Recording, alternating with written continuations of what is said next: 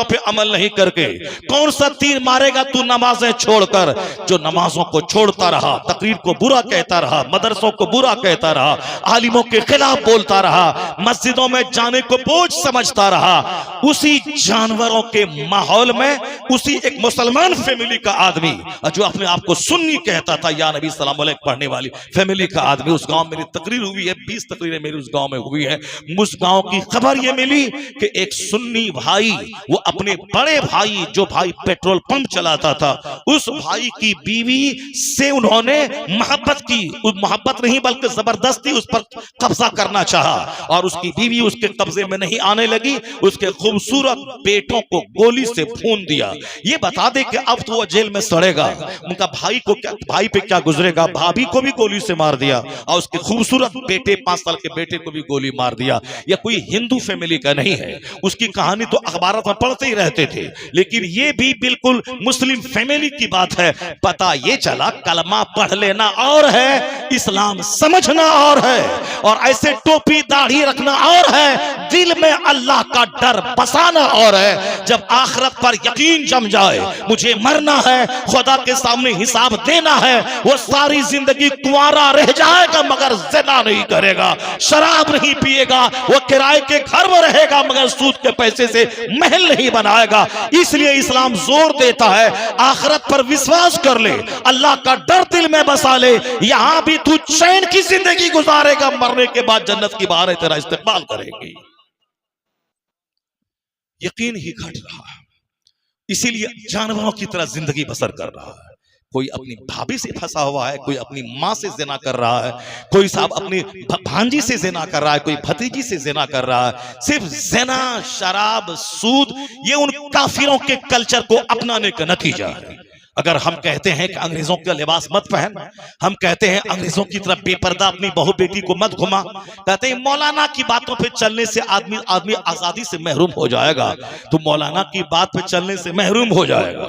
और उसके बाद जब उसका घर उजड़ता है और जब जहर खाने की नौबत आती है, बाप अलग फांसी लेता है, बीवी अलग घर से भागती है, बच्चे अलग काफिरों के साथ भागते हैं, जब सारा घर बिगड़ जाता है, खेल खराब हो जाता है, उसके बाद आके कहता है हजरत दुआ कर दीजिए, तावीज लिख दीजिए, गरीब नवाज के आस्थाने पे दौड़ के जाता है मेरे घर को तबाह होने से बचा दीजिए। अभी क्या होगा? तस्बीह के दाने तोड़ने में खुद उसी का हाथ है जो आज ये कहते के दाने बिखर गए। दुनिया का दस्तूर है, जो जैसा काम करेगा वैसा ही अंजाम उसको भुगतना पड़ेगा। कोई दरगाह पे जाना तुझको बचा नहीं पाएगा।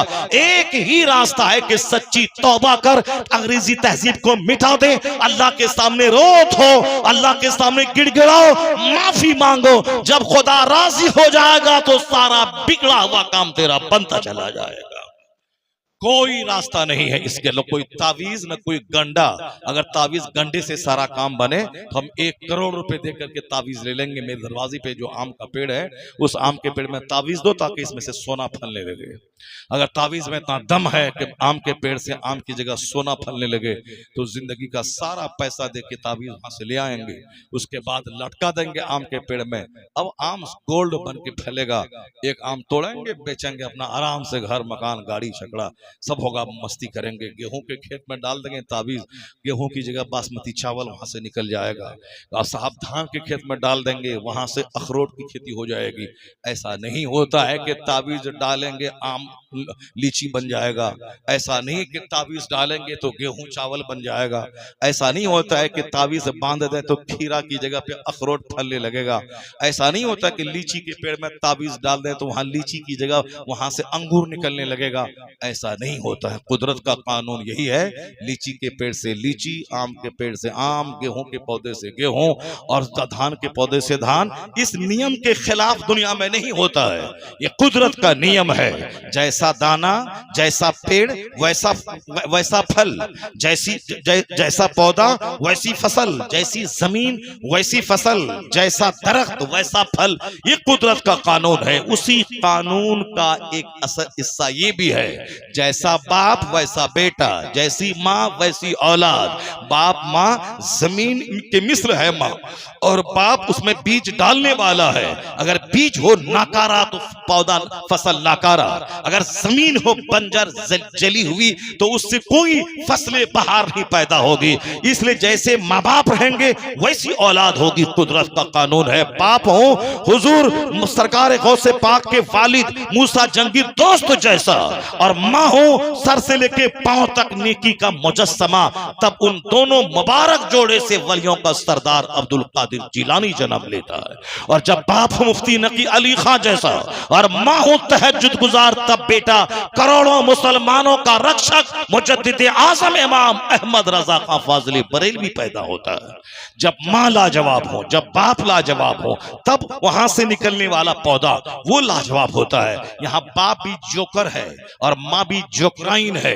यह दोनों जोकर और जोकराइन, यह दोनों ओझा और डाइन, यह दोनों फिल्मी जिंदगी गुजारने वाला, यह दोनों बेशर्मी और बेहयाई का पुतला, यह दोनों नमाज छोड़ने वाला, यह दोनों साहब मुस्तफा की शरीयत से हट के जीने वाला।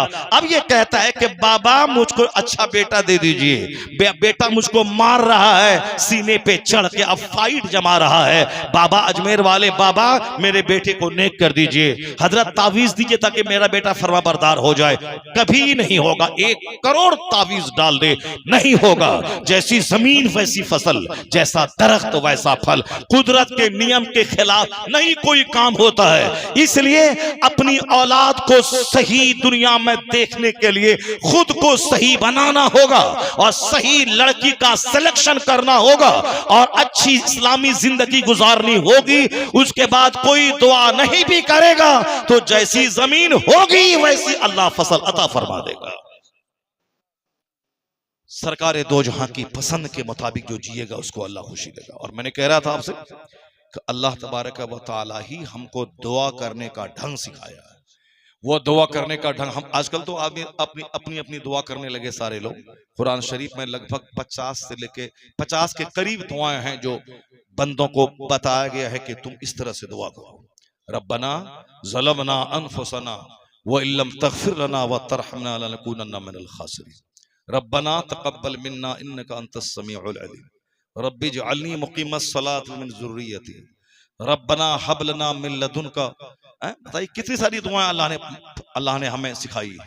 उसी में से एक दुआ है जो जामे दुआ है।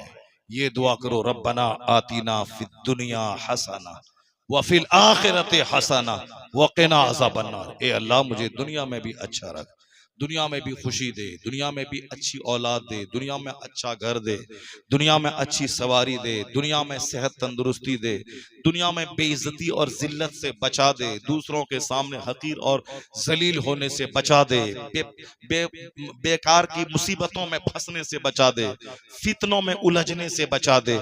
ए अल्लाह दुनिया में खैर अता फरमा, अच्छाई अता फरमा और आखिरत में जन्नत दे दे। आखिरत का खैर जन्नत दे दे, जहन्नम की आग से बचा दे। ये है जामे दुआ जिसको नमाज के अंदर भी मांगना चाहिए, नमाज के बाहर भी मांगना चाहिए। 1 बार नहीं बल्कि 7 बार मांगनी चाहिए। 7 बार नहीं 100 बार। जब दिल बेहतर हो, आंख से आंसू निकले सजदे में, 100 बार मांगे। किसी से मांगने के लिए 2-4 बार 10 बार मांगना पड़ता है और अल्लाह रब्बुल इज्जत अरहमुर राहिमीन है, उससे जितनी बार मांगोगे अल्लाह तबारक व तआला अता फरमाएगा। तो ये दुआ अल्लाह ने सिखाया है कि दुनिया में भी अच्छा रहो। दुनिया में अच्छा रहने का मतलब है कि यहाँ औलाद की तरफ से ठंडक दिल को पहुंचे। और ये दुआ भी कुरान शरीफ में अल्लाह ने सिखाया है, ये अल्लाह मुझे वो औलाद अता फरमा जो मेरी आंखों के लिए ठंडक हो। और फिर लिल मुत्तकीन इमामा, और मुत्तकीन के लिए इमाम हो। इलाही मुझे फल फ्रूट्स में से रोजी दे। ये सारी दुआएं अल्लाह ने दी है। इमाम साहब को मस्जिद में चाहिए 5 नमाजों के बाद कुरान पाक में जो दुआ है, दुआ मासूरा, वो दुआ पढ़े। ये शेर पढ़ना शुरू कर देता है, ये वो अशार यानी शेर गाने लगते हैं, गजल और नज़्म पढ़ने लगते हैं। नज़्म मत पढ़ो बल्कि कुरान पाक की दुआ पहले पढ़ो। हदीस पाक में जो दुआ अल्लाह के रसूल ने बयान फरमाई है वो दुआ पढ़ो। हुजूर ने फरमाया, बोलो अल्लाहुम्मा इन्नी ज़लमतु नफ्सी ज़ुल्मन कसीरन वला यग़फिरु ज़ुनूब इल्ला अंत फ़ग़फिर ली। ये हुजूर ने सिखाया है कि कहो या अल्लाह हमने जुल्म किया है, बहुत जुल्म किया है, इलाही सिवाय तेरे कोई मुझे माफ नहीं करेगा, तू मुझे माफ फरमा दे। कितनी प्यारी दुआ है, ये हुजूर ने सिखाई। चाहिए। ये दुआ मांगनी चाहिए कि नहीं वो शेर पढ़ता है दुआ में, शेर पढ़ रहा है, शेर पढ़ने लगता है, कभी अजमेर भाग जाता है, कभी बगदाद शरीफ भाग जाता है, तो अजमेर की दुआ करना है, बेहक उस्मान हारूनी मदद कुन या मुइनुद्दीन चिश्ती, ये दुआ करनी है तो अपने बंद कमरे में 1 लाख बार पढ़ो ना इसको तुम। या शेख अब्दुल कादिर जिलानी शैअन लिल्लाह या करना है तो अपने कमरे में 1 लाख बार 1 करोड़ बार वजीफा करो, उसका पढ़ो। ये नमाज पंजगाना के बाद नमाज अदा हुई है और उसके बाद मुख्तसर दुआ करनी है, तो मुख्तसर दुआ में शेर क्यों पढ़ता है? मुख्तसर दुआ में कुरान पाक की जो दुआ सिखाई है वो दुआ पढ़ो, सबसे जामे दुआ है रब्बना आतीना फिद दुनिया हसना व फिल आखिरत हसना। अगर अल्लाह ताला हमारे लिए चाहता कि दुनिया में जैसे तैसे जियो, भीख मांगो, दुनिया में अच्छा कपड़ा मत पहनो, दुनिया में अच्छा खाना मत खाओ, दुनिया में काफिरों के मुकाबले में तुम झोपड़ी में रहो, दुनिया में तुम जैसे मैले कुचले रहो, साबुन मत लगाओ, तेल मत लगाओ, अपना कंघी मत करो, आईना मत देखो, क्योंकि तुमको जन्नत जाना है, तुमको अच्छा कपड़ा पहनने से क्या मतलब है, मत पहनो, जन्नत की तैयारी करो। यहाँ जैसे मैले कुचले रह जाओ, फूस के घर में रह जाओ, बाल बच्चे को ऐसे ही फटा पुराना कपड़ा पहनाओ, और जन्नत तो तुमको मिलने वाली है। अगर अल्लाह तबारक व तआला ये हमसे चाहता तो कभी ये दुआ नहीं सिखाता कि रब्बना आतीना फिद दुनिया हसना। आप कभी समझे कि नहीं समझे? आप जब समझे तो कुछ बोलिए ना, जरा जोर से बोले सुभान अल्लाह। हाँ माशाअल्लाह, बड़े अच्छे लोग हैं, बड़े अच्छे सामाईन हैं। अगर आप लोग इस तरह से सुनते रहे तो रात भर फजर तक मैं सुनाता रहूंगा। सुभान अल्लाह सुभान। इस तरह से तकरीर लोग सुनते कहाँ हैं? लोग तो वो हाथ पैर उठाने वाली तकरीर सुनते हैं। आजकल बहुत सारे लोग तकरीर में रोने लगते हैं। एक नया ट्रेंड चला हुआ है, एक आजकल तकरीर का एक नया ट्रेंड चला हुआ है, तकरीर में रोना है। बताइए, तकरीर में रोना है? तकरीर रोने के लिए होती है? तकरीर में रोना है कि दुआ में रोना है? रात में तहज्जुद के टाइम में रोना है? तहज्जुद में तो पढ़ना नहीं है, वहां तो रोना नहीं है, पब्लिक के सामने रोना है, पब्लिक के सामने रोना है। अब पब्लिक के सामने इसीलिए रोना है ताकि बोले भाई मौलाना साहब बड़ी अच्छी तकरीर करते हैं, रुला देते हैं, और पब्लिक भी बोलता है वो रुला देते हैं, उनको बुलाना है। तो अब जब रुला देते हैं, उनको बुलाना है, तो अब वो फिल्म का एक्टर जो हीरो सब होता है, कभी हंसता है कभी रोता है। फिल्म में होता है ना ऐसा, कभी रोता है कभी हंसता है, कभी रोने वाला सीन कभी हंसने वाला सीन, वो लोग होता है फिल्म में, ऐसा करता है लोग। तो अब उसी तरह का फिल्मी एक्टिंग भी अब यहाँ स्टेज पर होने लगा। कभी रोना है, अब फटाक 2-5 मिनट के बाद फिर हंसने लगना है, फिर उसके बाद वजीफा छोड़ देना है। ये क्या चीज है? ये सब क्या हो रहा है? हजरत हसन बसरी रदियल्लाहु ताला अन्हु कहते हैं कि जो भरे मजमे में कहे कि मैं तो जाहिल हूँ, मैं तो कुछ नहीं हूँ, हसन बसरी वलियों के सरदार हैं, वो कहते हैं कि वो शख्स मगरूर है, झूठा है, जो लोगों के सामने ये बताना चाहता है कि मैं बहुत नेक हूँ, मैं बहुत परहेजगार हूँ, मैं कुछ नहीं हूँ, मैं कुछ नहीं हूँ, वो ये बताना चाहता है कि मैं सब कुछ हूँ, वो ये बताना चाहता कि मैं सब कुछ हूँ। रोता क्यों है? हदीस पढ़, अगर लोग रोने लगे तब ये अल्लाह की तरफ से आंसू रहे। कुरान पढ़, लोग रोने लगे तब ये समझो कि अल्लाह की तरफ से बंदों के दिल को नर्म कर दिया गया। बना के तकल्लुफ से आर्टिफिशियल रोना, जैसे अदाकारी फिल्म में होती, वहां तो हकीकत में रोना तो है नहीं, वो तो फिल्म लिखने वाला लिख दिया है, उसी की एक्टिंग करनी है। जितनी अच्छी एक्टिंग करेगा उतना करोड़ों रुपया उसको मिलेगा। तो इसी तरह वो प्रैक्टिस करता है, रोने की प्रैक्टिस, हंसने की प्रैक्टिस, कूदने की प्रैक्टिस, और साहब कहा मारने की प्रैक्टिस, मुस्कुराने की प्रैक्टिस, चलने की प्रैक्टिस। इसीलिए उसको एक्टिंग बोला जाता है। फिल्म को एक्टिंग यानी एक्ट अदा करना है, माने हर चीज में नकल है, जो उसको लिख दिया उसी की पैरवी करनी है। अब आप बोलेंगे कि आपको इससे कैसे मालूम है? अब जाहिर सी बात है, हम लोग पढ़ते हैं, अखबार पढ़ते हैं, रसाला पढ़ते हैं, मैगजीन पढ़ते हैं, तो उसमें सारी बातें बताई जाती हैं, और वो बताई जाती हैं। फिल्म हम लोग नहीं देखते हैं, उसमें सारी बातें आ जाती हैं सामने कि फिल्में कैसे बनती हैं। अब उसको सबसे पहली फिल्म कौन सी थी, आवाज वाली फिल्म कब आई? क्योंकि हमने IA BA मैट्रिक MA सब किया स्कूल कॉलेज में, हमको सब मज़ामीन लिखना पड़ता था कॉलेज में, और पढ़ना पड़ता अखबारात में सारी बातें। हमसे बहुत बड़े बड़े आलिम हैं जो पूरे टीवी की तहकीक पर एक मोटी किताब ख्वाजा मुजफ्फर साहब ने लिख दी है, जो बड़ा बड़ा इंजीनियर, बड़ा बड़ा प्रोफेसर, साइंटिस्ट नहीं लिख पाएगा। जो किताब मदरसे के पढ़े हुए प्रोडक्ट ने लिखी है। आला हजरत को इतनी साइंस मालूम थी कि आसमान के चांद और सूरज को देखकर वो घड़ी की सुई मिला लेते थे, और दूसरे से टाइम मिलाते तो 1 मिनट का फर्क नहीं होता था। बदायूं शरीफ में आला हजरत नमाज फज्र पढ़ा रहे थे, और आपने क़िरात लंबी कर दी, तो सलाम फेरने के बाद लोग पूरब की तरफ देखने लगे, कहीं सूरज निकल तो नहीं गया है। आला हजरत ने लोगों की बेचैनी को देखने के बाद कहा, घबराइए मत, अभी सूरज के निकलने में 3 मिनट 48 सेकंड बाकी है। अल्लाह समद, 3 मिनट 48 सेकंड बाकी है। लोग दंग रह गए। एक मुफक्किर, मुजद्दिद, मुहद्दिस, फकीह बोल रहे हैं या माहिर फल्कियात बोल रहे हैं, माहिर नजूम बोल रहे हैं, अपने वक्त का एस्ट्रोलॉजर बोल रहा है या अपने वक्त का एस्ट्रोनॉमर बोल रहा है, एक्सपर्ट इन एस्ट्रोलॉजी बोल रहा है। कोई आला हजरत इल्म दुनिया इल्म उक़बा दोनों के संगम थे। इस दौर में जितनी भी जदीद फैकल्टीज ऑफ एजुकेशन है, सबके माहिर थे सरकार आला हजरत। लेकिन चूंकि वो दीन की खिदमत करने के लिए, मुसलमानों के ईमान के तहफ़्फ़ुज़ के लिए पैदा हुए थे, इसलिए उन्होंने अपना सारा फोकस, सारी एनर्जी इसी पॉइंट पे लगा दी कि दीन कैसे बचेगा, ईमान कैसे बचेगा। जान है इश्क़ मुस्तफ़ा, रोज फजो करे खुदा, जिसको हो दर्द का मजा नाज़े दवा उठाए क्यों। अपनी सारी जिंदगी मुस्तफ़ा की तारीफ और तौसीफ और हुजूर से मोहब्बत करने, उनकी मोहब्बत का जाम दूसरों को पिलाने, इसी में सारी एनर्जी आपने झोंक दी और हुजूर की तारीफ करते हुए यही सारी जिंदगी कहते रहे, अल्लाह की सरताब कदम शान है ये, इंसान है इंसान, वो इंसान है ये। कुरान तो ईमान बताता है इन्हें, ईमान ये कहता है मेरी जान है। वाह, नारे तकबीर, जोर से बोले नारे तकबीर, नारे रिसालत, मसलके आला हजरत, फैजाने आला हजरत, मुफ्ती शहरियार साहिब क़िबला, नारे तकबीर। बस सिर्फ 2-3 बातें मेरी गौर से सुन लीजिएगा। चूंकि दवाई है कैंसर की, लेकिन जब तक बंदा उसको खाएगा नहीं तब तक फायदा उसको नहीं होगा। लूज मोशन हो गया है, अब ये दवाई लूज मोशन की है, लोमोफेन है, अब इंट्रोक्विनल है, और जब तक उसको नहीं खाएंगे तो फायदा नहीं होगा। हमें फीवर हो गया है, जब तक साहब मैं दवाई नहीं लूं, केरोसिन नहीं लूं, उस वक्त तक हमारा बुखार नहीं उतर सकता, चाहे जो भी दवाई हो। इसका मतलब है कि सिर्फ ये दवाई है, केरोसिन है, इंट्रोक्विनल है, ये लोमोफेन है, डेक्स्ट्रोज है, अगर ये कहते रहें तो उससे फायदा नहीं होगा जब तक कि उस दवाई का इस्तेमाल ना हो। उसी तरीके से जिंदगी में बेशुमार बीमारियां हैं, बेचैनी की, उलझन की, टेंशन की, अदमे इत्मीनान की, बेसुकूनी की, डिप्रेशन की, बेशुमार बीमारियां। डॉक्टर भी परेशान है। अब तो 2-4-5 बीमारी बड़ी बड़ी बीमारी हो गई, अब तो सैकड़ों बीमारियां हैं, मगर बड़ी बड़ी बीमारी 4-5 ही रह गई। एक शुगर रह गई है, कैंसर है, एक किडनी खराब हो रही है, असाब आंत की खराबी है, लीवर ट्रांसप्लांट है, लंग्स की खराबी है, गुर्दा फेल हो गया, अब साहब क्या है कि वो पैरालिसिस फालिज का हमला हो गया, बीपी हाई होगी। बस ये 2-4-5 बड़ी बड़ी बीमारी हैं और सारे डॉक्टर इसी पे पैसा लूट रहे हैं, करोड़ों रुपए कमा रहे हैं। दिल्ली में 1000 हॉस्पिटल होगा जिसमें हार्ट डिजीज का इलाज है, कदम कदम पे सिर्फ कार्डियोलॉजिस्ट कार्डियोलॉजिस्ट कार्डियोलॉजिस्ट।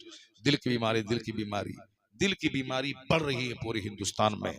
और आपको यकीन होना चाहिए, मालूम होना चाहिए कि दिल की बीमारी का इलाज इस क्या है, सिर्फ है वही इलाज। डॉक्टर ने जो दवाई दी है उससे और बीमारी बढ़ रही है। 5 साल दवाई खाया, उसके बाद साहब हार्ट जवाब दे दिया, अब उसमें क्या क्या क्या बोलता है उसको, स्टंट लगाई उसमें। हमारी हकीम साहब है माशाल्लाह, सुभान अल्लाह, 30 किलोमीटर दूर से चल के आए, बड़ी मोहब्बत करते हैं, मेरी तकरीर बहुत गौर से सुनते हैं, रोजाना सुनते हैं, और मोहब्बत में मिलने के लिए यहाँ आ गए, 30 किलोमीटर दूर से आ गए। और जलालपुर खास जलाल है यहाँ लोगों के पास, इसे अगर सारे लोग अगर आ गए होते तो सारा पंडाल भर गया होता। जहां तक दरी बिछी है सब दरी में जगह नहीं मिलती। जलाल है ना, जलालपुर में जलाल है लोगों को। मौलाना शहरियार आज पहली बार आया है, नहीं उन जलालियों के नजदीक में, ये तो हर हफ्ते आते रहते हैं, क्या सुनेंगे उनकी बात। ये तो हर जुमा के दिन खिताब करते हैं, हर महीने में 5 बार आते हैं, इसीलिए हमने बहुत सुना है। जो आदमी नहीं सुनने के लिए आएगा, जिस आदमी को शौक होगा तकरीर सुनने का, आलिमों को सुनने का, जो पहली बार जो आ रहा है, जरा देखें, जरा 5 मिनट बैठ के सुने कि क्या बोलता है। अब 5-10 मिनट बैठा, अब नहीं उस बेकार की बात कर रहा है, चला गया तो ठीक है, चलो ठीक है। लेकिन जो आया ही नहीं, ये जानने के बावजूद कि जिंदगी में पहली बार जलालपुर वो आ रहा है, तो चलो कम से कम देख लें कैसा है मौलवी साहब, क्या क्या बोलता है वो। 2 मिनट रहे, सुने, उसके बाद चले आए। नहीं, वो अपना कुछ नहीं, चाहे वो शहरयार साहब आए कि सलमान अजहरी आए कि कोई आए, कुछ नहीं, हमको तो सुनना उन्ना है नहीं। जैसी जिंदगी हम गुजार रहे हैं वैसे ही गुजारना है। माल कहाँ से आएगा? सुबह से लेकर शाम तक रात में सपना भी वही देखता है, माल कहाँ से आएगा, माल कहाँ, माल माल करते करते मर जाता है और अब कब्र में चला जाता है। न ठीक से खा पाता है, न ठीक से अच्छी टोपी पहन पाता है, न ठीक से जलसे में 2 घंटा बैठ के जी भर के नबी की हदीस सुन पाता है, न मस्जिद में 2 घंटा टाइम दे के जी भर के सजदा किया, न सजदा किया, न तिलावत किया, न तकरीर सुनी, न दरूद पढ़ा, न जिक्र किया, न कुरान पाक कायदे से सुनी, मर गया मरदूद, चला गया दुनिया से। 100 एकड़ जमीन खरीदा था, अब कब्र 2 गज जमीन में, 2 गज जमीन हुई। एक मजदूर भी तुम्हारे जलालपुर का वो भी मरता है तो 2 गज जमीन, और 100 बीघा जमीन खरीदने से क्या फायदा, वो मरा वो भी 2 गज जमीन। अगर 100 एकड़ जमीन खरीदने वाले की कब्र अगर 5 कट्ठा में बन जाती, 5 बिस्सा में, तो चलो ठीक है, ये मालदार आदमी है तो 5 बिस्सा में कब्र इसी बनी है। ये मालदार आदमी है तो 50 मीटर कपड़े में कफन दिया गया है। ये मालदार आदमी है तो रेशमी कफन इसको दिया गया है। एक मजदूर जो गाय चराता रहा सारी जिंदगी, वो भी वही सफेद सूती का कफन, वही 2 गज जमीन। और जो मार धाड़ करके हराम हलाल की तमीज खो के, झूठ बोल के, साहब दूसरों का हक मार करके 100 बीघा जमीन खरीदा, वो भी 2 गज जमीन में गया, अंदर गया, सड़ गया। जब अंजाम एक है, माँ के पेट से पैदा हुआ, 9 महीना माँ का माहवारी खून खा के, अमीर का बच्चा भी गरीब का बच्चा भी, और सारी जिंदगी पेट में 2 लीटर पेशाब पखाना लेके ढोता रहा। मजदूर का बच्चा भी, बादशाह के बच्चा भी, और दोनों मरा वही सफेद कफन पहन के कब्र में गया, 2 गज जमीन। अमीर का बच्चा भी, गाय चराने वाले का बच्चा भी। फिर क्या है ये जिंदगी? इब्तदा एक जैसी, इंतहा एक जैसी। फिर ये क्या है, मैं हूं मैं हूं मैं हूं, ये क्या है? और जो मैं करता है, कितनी जिल्लतें, कितनी रुसवाइयां, कितनी तकलीफें, कितने टेंशन में जीना पड़ता है। इसलिए कहा गया हल्का फुल्का रहो। और हदीस में आया है, तुम अल्लाह की दी हुई थोड़ी सी रोजी पे राजी हो जा, अल्लाह कयामत के दिन तुम्हारे थोड़े अमल पे राजी हो जाए। वाह वाह, नारे तकबीर, नारे रिसालत, मुफ्ती शहरियार साहिब क़िबला मसलके आला हजरत, नारे तकबीर, नारे रिसालत। बातें तो बहुत सारी हो सकती हैं, लेकिन बस 2-3 बातें सिर्फ सुनिए और घर जाइए। एक बात यही है कि अल्लाह रब्बुल इज्जत ये नहीं चाहता कि मैं जैसे तैसे घटिया और जिंदगी गुजारूं। अल्लाह चाहता है कि तुम अच्छे रहो, तुम खूबसूरत कपड़ा पहनो, तुम सर में तेल लगाओ, तुम आंखों में सुरमा भी लगाओ, हर जुमा के दिन नाखून काटो, जुल्फ भी रखो। अभी ना बाल, हम लोग उम्रा में जाते हैं तो बाल मुंडा लेते हैं, और अभी बाल बड़ा भी नहीं होने पाता। सरकार का करम होता है ऐसा कि जहाँ बाल बड़ा होने पाया, फिर चले गए सरकार के बारगाह में, और फिर बाल मुंड के चले आए वहां से। वरना हमारा जो फोटो है, वो जो IAB MA किया उसमें, और उसमें देखें बिल्कुल जैसे वो कहाँ गए, वो आकिल साहब का बाल देखें कितना खूबसूरत है, जुल्फ है और बिल्कुल काला काला बाल। वो उसी तरह से मेरा भी जुल्फ था, और बिल्कुल काला बाल, और यहाँ तक लंबा लंबा जुल्फ रखते थे, और बहुत देखने में अच्छा लगता था। और जुल्फ रखने में खूबसूरती है। ये जो बच्चा सब आजकल चुड़ैल की तरह रखता है, वो पूरा आधा सर बाल मूंड के और बीच में बड़ा बाल रखता है, देखने में बिल्कुल बुरा लगता है। और ये बिल्कुल मैंने एक किताब में पढ़ा कि यूरोप और अमेरिका बाज़ ममालिक में जो खतरनाक घटिया काम करता है, यानी जो मर्द से या जानवर से वो सेक्स का काम करता है, तो उसको समाज में जलील करने के लिए चारों तरफ से बाल मूंड के, बीच में बाल लंबा छोड़ के पूरे शहर में घुमाया जाता है। तो ये हेयर स्टाइल बताता है कि इसने ये जुर्म किया है। ये हेयर स्टाइल बोला नहीं जाता कि फलाने क्या, उसका बाल का बनाने का अंदाज ही बताता है कि इसने ये काम किया है, ये जुर्म किया है। तो ये हेयर स्टाइल जो अभी प्रचलित हो गया पूरी दुनिया में, अब सही है कि गलत है, हमने अखबार में पढ़ा है, वल्लाह आलम इस-सवाब क्या है नहीं है, तो हमने पढ़ा है उसको। तो अब बताइए कि कितना खतरनाक हिस्ट्री है इस बाल के हेयर, इस स्टाइल की।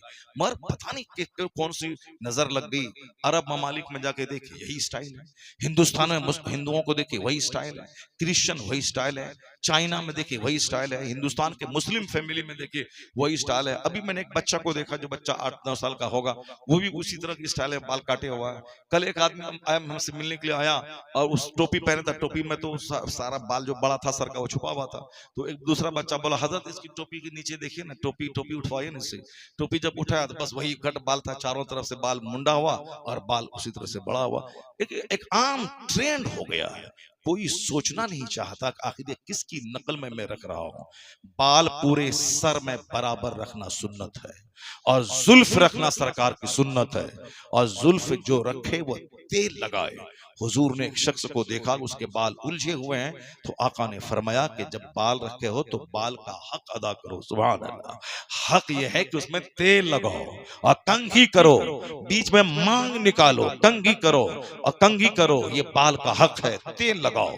और हुजूर सल्लल्लाहु अलैहि वसल्लम इस कदर तेल लगाते थे सर में कि अपने सर में अमामा के नीचे एक रुमाल, एक कपड़ा बांधते थे और उसके ऊपर में अमामा बांधते थे। और जब वो कपड़ा खोलते थे तो हदीस में ये लफ्ज आया है, तो तेली का कपड़ा मालूम होता था। अल्लाह समद। क्या मतलब? जिस तरह तेल बेचने वाले लोग जो जिसका कपड़ा बिल्कुल तेल से चिपका हुआ रहता है, सरकार चूंकि कसरत से तेल लगाते थे और उसके ऊपर वो कपड़ा बांधते थे, फिर उसके ऊपर में आप टोपी पहन के अमामा बांधते थे। और जब कभी अमामा खोलते, उस कपड़े को खोलते, पूरा कपड़ा तेल से भरा हुआ रहता था। और आज अमेरिका यूरोप की मैंने किताब में पढ़ी है कि वैज्ञानिकों की रिसर्च है कि पागलपन की बीमारी में जितने भी कारण हो सकते हैं, जितने भी मेजर रीजंस हो सकते हैं, उसमें एक कारण होता है सर का सूखा रहना। पागलपन की बीमारी को दावत देता है। और पागलों को, जो नीम पागलों को कसरत से अमेरिका और यूरोप के हॉस्पिटल में रोजाना सुबह से लेकर शाम तक कई बार बहुत ज्यादा तेल लगाया जाता है। वह तेल के दिमाग की सारी रगों में सरायत कर जाए। उस डॉक्टरों ने उसका रिजल्ट बताया है कि कसरत से तेल लगाने की वजह से मेंटल डिजीज अच्छे हो गए। जो दिमागी अमराज के जो मरीज थे वो सब अच्छे हो गए हैं। पता चला कि हुजूर की सुन्नत है सर में तेल लगाना, और आका अलैहिस्सलाम कसरत से तेल लगाते थे। एक तो बाल काला और बाल खूबसूरत, और दूसरा सबसे बड़ा बेनिफिट कि जो सरकार की सुन्नत पे अमल करते हुए तेल लगाएगा वह दिमागी अमराज यानी पागलपन की बीमारी से महफूज हो जाएगा। इसलिए अल्लाह ने कहा, मैंने महबूब को तेरे लिए मॉडल बना के भेजा है, मेरे महबूब की पैरवी कर। जैसे ये खाते हैं वैसे खा, जैसे ये पहनते हैं वैसे पहन, जैसे ये तेल लगाते हैं वैसे तेल लगा, जैसे ये नहाते हैं वैसे तू नहा, जैसे ये बाथरूम जाते हैं वैसे तू जा, जैसे ये मस्जिद में दाखिल होते हैं वैसे तू मस्जिद में दाखिल हो जा, जैसे अपने बाल बच्चों से डीलिंग करते हैं वैसे तू डीलिंग कर, जैसे ये मैदान जंग में जिहाद करते हैं वैसे तू जिहाद कर। From the cradle to the grave, माँ की गोद से लेके कब्र की गोद तक तू मेरे महबूब को मॉडल मानकर पैरवी कर। यहां भी कामयाब हो जाएगा, वहां मुस्तफा के पड़ोस में जन्नतुल फिरदौस में चला जाएगा। जिंदगी हसीन हो जाएगी, जिंदगी खूबसूरत हो जाएगी। इन्नल्लाह जमीलुन युहिब्बुल जमाल। अल्लाह जमील है, खूबसूरती को पसंद फरमाता है। यह हदीस में आया है, यह हदीस पाक का टुकड़ा उस हदीस पाक में है। आका अलैहिस्सलाम ने कहा था, सरकार ने फरमाया था कि ला यदखुलुल जन्नह मन काना फी क़ल्बिही मिस्कालु ज़र्रतिन मिन किब्र। हदीस में आया है कि राई बराबर भी किसी के सीने में घमंड रहा तो वह शख्स जन्नत में नहीं दाखिल होगा। राई बराबर भी जिसके सीने में घमंड रहा वह शख्स जन्नत में दाखिल नहीं होगा। अब यहाँ मकान, दुकान, गाड़ी, अपना खूबसूरत गेट, हमने स्टील का गेट लगवाया है 1.5 लाख का। कौन है पूरे जलालपुर खास में जो हमारी तरह गेट लगाया हो? कोई गेट पे घमंड कर रहा है, कोई गाड़ी पे घमंड कर रहा है, कोई मुराडो घड़ी पे घमंड कर रहा है, कोई अपनी शादी में 50 स्कॉर्पियो लेके गया उस पे घमंड कर रहा है। घमंड घमंड घमंड। कोई मस्जिद के मुतवल्ली बनने पे घमंड कर रहा है, कोई मदरसा के मैनेजर बनने पे घमंड कर रहा है, कोई अच्छा खाने पीने बाल बच्चे की नौकरी पे घमंड कर रहा है। और जहां अल्लाह 2-4 साल के बाद घमंड तोड़ देता है और फिर जब उसकी नेमत छिन जाती है तो फिर मौलाना साहब को बोला कि माफी मांगने लगता है, दुआ करवाने लगता है। उसके बाद अपने आप को बोलता है हम क्या करें, अल्लाह हमको जलील कर दिया, इज्जत दिया था, समाज में बड़ी पूछ थी, दौलत थी, अब तो दौलत भी छिन के हम जलील हो गए। अल्लाह क्या कहता है जब मैं बंदे को नेमत देता हूं तो ये कहता है मेरा बंदा इन्ना रब्बी अक्रमन, मेरे रब ने मेरी इज्जत की। उसके बाद अपने मन से जीने लगता है।